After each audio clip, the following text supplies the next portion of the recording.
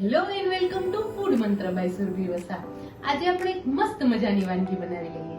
આજે આપણે restaurant style falafel તૈયાર કરવાના છે. આ ફલાફલ ઘરે બહુ જ ઇઝીલી તૈયાર થાય છે અને આ ફલાફલની ખાસ વાત એ છે કે આજે આપણે જૈન ફલાફલ તૈયાર કરવાના છીએ.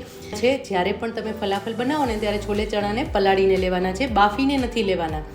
ઘણી વખત ફલાફલ બનાવતા હોય ને તો ચણા તમે બાફી લો, છોલે ચણા બાફી લો અને પછી જ્યારે તમે એને ફ્રાય કરો, એટલે કે ફલાફલ બનાવી અને તમે ફ્રાય કરતા હો છો ત્યારે એ ફલાફલ તેલમાં છૂટા પડી જતા હોય છે. એટલે ખાસ એ વાતનું ધ્યાન રાખવાનું છે કે જે ફલાફલ બનાવવાના છે એના માટે જે ચણા છે એને ખાસ ફક્ત પલાળી રાખવાના છે. હવે આ મેં 1 બાઉલ ચણા લીધેલા હતા. અત્યારે આ 1 બાઉલ મેં 1 વાટકી મેં ચણા લીધા હતા અને એને પલાળી લીધા હતા. લગભગ 6 થી 7 કલાક માટે પલાળી લીધા છે અને આવી રીતે ફૂલીને ડબલ થઈ ગયા છે. હવે આ જે ફલાફલ માટે ચણા છે એનું પાણી ઉતારી લેવાનું છે અને પછી જ આપણે એને ક્રશ કરવાના છે. તો આવી રીતે આપણે બધું જ પાણી નિતારી લેવાનું છે. હવે આ ચણાને આપણે મિક્સી જારમાં લઈ લઈશું. 1 બાઉલ કોથમીર ઉમેરી લઈશું. કોથમીરને એની ડંડી સાથે જ લીધેલી છે. 2 થી 3 લીલા મરચાં એડ કરવાના છે. અડધી ચમચી શેકેલું જીરું પાવડર લઈશું. અડધી ચમચી ધાણા જીરું પાવડર એડ કરીશું. 5 ચમચી મરી પાવડર એડ કરીશું. એક નાનો ટુકડો આદુનો એડ કરવાનો છે. 1 ચમચી મીઠું એડ કરી દઈશું અને હવે આ બધી જ વસ્તુને આપણે ક્રશ કરી લેવાની છે. જો આ રીતે ઘટ મિશ્રણ તૈયાર કરવાનું છે. તમે જોઈ શકો છો કે એકદમ સરસ ઘટ પેસ્ટ તૈયાર થઈ છે અને એને એક આપણે બાઉલમાં લઈ લઈશું. હવે આની અંદર થોડા પ્રમાણમાં આપણે ચણાનો લોટ એડ કરવાનો છે. 2 થી 3 ચમચી આપણે ચણાનો લોટ એડ કરી દઈશું અને હવે એને મિક્સ કરી લઈશું. હાથેથી પ્રોપરલી મિક્સ કરી લઈશું. આમ તો આ વસ્તુ તમે જુઓ તો ચણાના ભજીયા પણ કહી શકો છો અને અત્યારે આપણે એને ફલાફલનું સ્વરૂપ આપી રહ્યા છીએ. પણ બેઝિકલી ઘરમાં બધાને ભજીયા તો ભાવતા જ હોય છે, એટલે જેને ફલાફલની રીતે નહીં પણ ભજીયાની રીતે ખાવા હોય તો ભજીયા પણ ખાઈ શકો છો. જો આ રીતે બધું મિક્સ કરી લેવાનું છે. મિશ્રણ આ રીતે ઘટ હોવું જોઈએ. જો વધારે ઢીલું લાગે તો એની અંદર તમે હજી થોડા પ્રમાણમાં વધારે ચણાનો લોટ ઉમેરી શકો છો.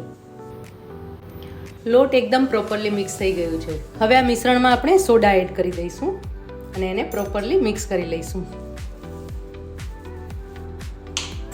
હાથેથી જ મિક્સ કરી લેવાનું છે.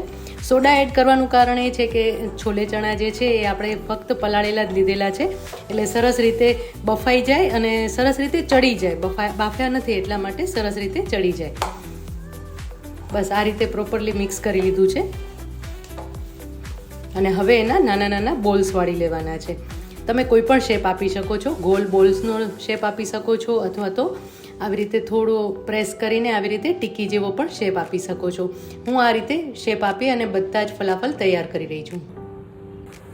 બધા જ ફલાફલ આવી રીતે મેં વાળી લીધા છે. હવે એને આપણે ફ્રાય કરી લઈએ. તેલ ગરમ થઈ ગયું છે. ફલાફલને આપણે તળી લઈએ. હવે જ્યારે પણ ફલાફલ તળતા હોય ત્યારે ખાસ એ વાતનું ધ્યાન રાખવાનું છે કે તેલ પહેલાં થોડુંક ગરમ કરી લેવાનું છે અને પછી મીડિયમ ફ્લેમ પર ફલાફલ તળવાના છે. કારણ કે ફલાફલના જે છોલે છે એ કાચા છે એટલે એને ચડાવવા દેવાના છે. નહીં તો શું થશે કે ઉપરથી બ્રાઉન થઈ જશે અને અંદરથી કાચા રહી જશે. એટલા માટે આપણે એને મીડિયમ ફ્લેમ પર તળી લેવાના છે.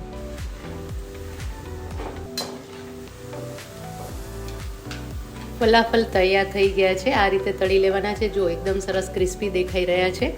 એને આપણે એક પ્લેટમાં લઈ લઈશું અને આ જ રીતે બાકીના બધા જ ફલાફલ આપણે તૈયાર કરી લઈશું. ફલાફલ રેડી છે. આપણે એને સર્વ કરી લઈએ.